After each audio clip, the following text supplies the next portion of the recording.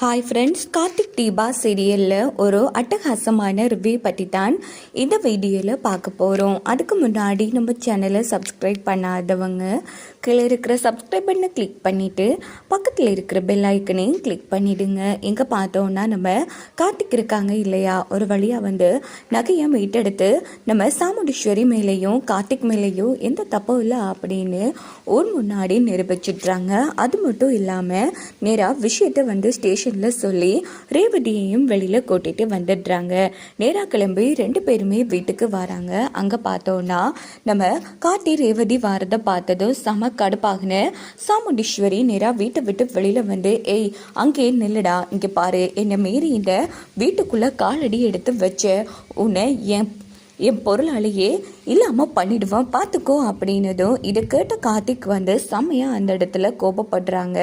அப்போ நம்ம ரேவதி, அம்மா அதான் அவர் தன் மேலே எந்த தப்பும் இல்லைன்னு நிரூபிச்சிட்டாரு. முக்கியமாக உங்கள் மேலே இருந்த அந்த கருப்பு பழியை துடைச்சிருக்காரு. அப்படிப்பட்ட மனுஷனை உள்ள வரவனான்னு சொன்னால் என்னம்மா அர்த்தம் அப்படின்னு ரேவதி பேசினதும், இங்கே பாரு ரேவதி, உனக்கு ஒன்றும் புரியாது.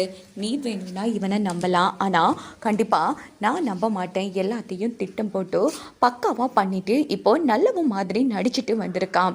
இங்கே பாருடா, என்னை மீறி உள்ள வரணும்னு நினைச்சா அவ்வளோதான் அப்படின்னதும் உடனே ரேவதி, அம்மா நீங்கள் பேசுறது கொஞ்சம் கூட சரியில்லை அப்படின்னுட்டு கார்த்திக்கு ஆதரவாக பேசலான்னு போகும்போதோ கார்த்தி அந்த இடத்துல தடுத்து நிறுத்துறாங்க. ரேவதி, கொஞ்சம் அமைதியாரு, அதான் அத்தைன்னு வீட்டுக்குள்ளேயே வரவனான்னு சொல்லிட்டாங்க. மீறி வந்தா அவங்க வச்சிருக்கிற அந்த பொருளாலேயே என் கதையை முடிச்சிடுவேன்னு கூட சொல்றாங்க. இதுக்கப்புறமும் நாம உள்ள போறதுல அர்த்தம் இல்லை, வா கிளம்பலாம் அப்படின்னுட்டு கார்த்தி ரேவதியை கூட்டிட்டு கிளம்புறாங்க. அப்போ சாமுண்டீஸ்வரி, ஏய் என்னடா பண்ணிட்டு இருக்க, நீங்க தானே வீட்டுக்குள்ள வரவனான்னு சொன்னீங்க, அதனால தான் நாங்க வீட்டை விட்டு வெளியில போறோம். இங்க பாரு ரேவதி என்னோட பொண்ணு, அவளுக்கு இந்த வீட்டுல எல்லா உரிமையும் இருக்கு. வீட்டுக்குள்ள நான் வரவனான்னு சொன்னதும் உன்னை மட்டும்தான், என் பொண்ணு ரேவதியே கிடையாது. ரேவதி நீ உள்ள போ அப்படின்னதும், என்னம்மா பேசிட்டு இருக்கீங்க, என்னம்மா எல்லாத்தையும் மறந்து பேசுறீங்களா? இங்க பாருங்க, சட்டப்படி நானும் என் புருஷனும் ஒரே வீட்டில் இருக்கணுங்கிறது கோர்ட்ஸோட ஆர்டர். இப்போது என் புருஷன் தனியாகவும் நானும் இந்த வீட்டில் இருந்தால் என்னம்மா அர்த்தம்? நீங்கள் தான் எங்களை திட்டம் போட்டு பிரிக்கீங்கன்னு உங்கள் மேலே நான் கேஸ் போட வேண்டியதாக இருக்கும். பரவாயில்லையா அப்படின்னது, ஓஹோ அந்த அளவுக்கு உனக்கு துணிச்சல் வந்துருச்சுல. ஆமாத்த, இங்கே பாருங்கள், ஒன்றும் நான் இந்த வீட்டில் இருந்தால் ரேவதி என் கூடவே இருக்கணும். இப்போ நான் இந்த வீட்டில் இருக்கக்கூடாதுன்னா நாங்கள் எங்கள் வீட்டுக்கு கிளம்புறோம், நீங்களே முடிவு பண்ணிக்கோங்க அப்படின்னதும் உடனே பார்த்தோம்னா சாமுண்டீஸ்வரிக்கு என்ன பண்ணுறேன்னு புரியலை. இதையே காரணம் காட்டி என்ன மடக்கலான்னு பார்க்குறல, கூடிய சீக்கிரமே இந்த டிவோர்ஸ் கேஸுக்கு ஒரு முடிவு கட்டுறேன்டா அப்படின்னுட்டு சாமுண்டீஸ்வரி பாட்டுக்கு உள்ளே போனதும், மாப்பிள்ள அவகிடக்கா பைத்தியம், நீங்கள் உள்ளே வாங்க அப்படின்னுட்டு கார்த்தி ரேவதியை நம்ம ராஜராஜன் உள்ளே கூட்டிகிட்டு போகிறாங்க. அங்கே பார்த்தோன்னா இந்த பக்கம் சந்திரா பாத்தியாக்கா, அவன் நினைச்சது தான் எல்லாமே நடந்துட்டுருக்கு, நாம் வெறும் டம்மி பீஸாகவே இருந்துட்டுருக்கோம். இந்த டிவோர்ஸ் விஷயம் தான் அவனை இப்போ வரைக்கும் இந்த வீட்டில் தங்க வைக்குதுக்கா. இதுக்கு ஒரு முடிவு கட்டலைன்னா கண்டிப்பாக நிரந்தரமாக நம்ம வீட்டிலேயே அவன் இருந்துருவான் அப்படின்னு இந்த பக்கம் சந்திரா வழக்கம் போல் ஏற்றி விட்டுட்டு இருக்காங்க. விடமாட்டேன் சந்திரா, எனக்கு இவனை பார்க்க பத்துக்கிட்டு வருது, இவன் கதையை முடிச்சதான் நிம்மதியாக இருக்கும்னு தோணுது அப்படின்னு சொல்லி சமகாண்டில் பேசிட்டு இருக்காங்க நம்ம சாமுண்டீஸ்வரி. இன்னொரு பக்கம் பார்த்தோம்னா நம்ம ரேவதி என்ன பண்ணுறாங்கன்னா, ராஜா எத்தனை நாளைக்கு தான் இந்த டிவோர்ஸ் கேஸை சாக்கா சொல்லி நீ என் கூட இந்த வீட்டில் இருக்க போகிற?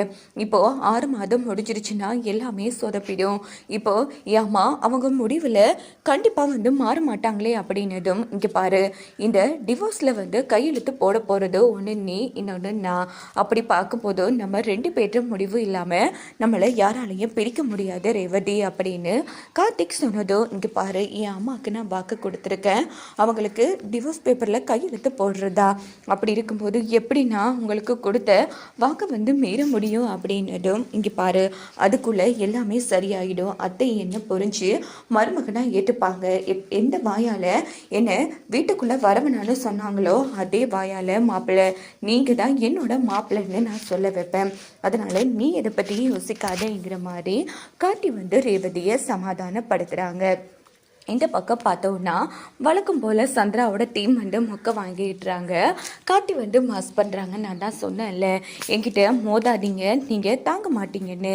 இங்கே பாருங்கள், இப்போவும் சொல்கிறேன், நீங்கள் நினைக்கிற எதுவுமே நடக்காது. அதனால் விட்டுட்டு ஒழுங்காக உங்கள் அக்காவுக்கும் நன்றியோடு இருக்கிற வழியை பாருங்க அப்படின்னு கார்த்திக் சொன்னது. என்னடா எனக்கே நீ புத்திமதி சொல்கிறியா? இங்கே பாரு, இந்த விஷயத்தில் வேணும்னா நான் கோட்டை விட்டுருக்கலாம். ஆனால் நீ என்ன தான் எங்களை அடித்தாலும் அடுத்த அடி நாங்கள் அடிச்சுட்டே இருப்போம்டா அப்படின்னு சொல்லி ரொம்ப கேவலமாக பேசிட்டு இருக்காங்க அந்த இடத்துல சந்திரா. எங்க நீங்களாம் திருந்தவே மாட்டீங்களா? ஆமாம், உங்களுக்கெல்லாம் நல்ல புத்தியே கிடையாதா? ஏய், எங்க வந்து என்னடா பேசிட்டு இருக்கா அப்படின்னு சிவனாடி சொன்னதும், என்ன என் கையால் வாங்கினதை 2 பேரும் மறந்து பேசிட்டு இருக்கீங்களா? நீங்கள் பண்ண இந்த காரியத்துக்கு நான் நினச்சிருந்தா சட்டப்படி உங்களை போலீஸில் பிடிச்சி கொடுத்துருக்க முடியும். ஆனால் நீங்களாம் திருந்துற ஜென்மங்களே கிடையாது. அதனால எல்லாமே வேஸ்ட்டு தான். அதனால தான் இப்போ வரைக்கும் நான் பொறுமையாக இருந்துட்டுருக்கேன். இப்படியே நான் பொறுமையாக இருப்பேன்னு நினைக்காதீங்க. என் ஆட்டம் வேறு மாதிரி இருக்கும். அப்போது இந்த கார்த்தியோட உண்மையான முகத்தை நீங்கள் பார்ப்பீங்க அப்படின்னு மாஸ் பண்ணிவிட்டு கார்த்திக் அங்கேருந்து கிளம்பிடுறாங்க. இதோட பார்த்தோன்னா இந்த ரிவ்யூ முடிச்சிடுது.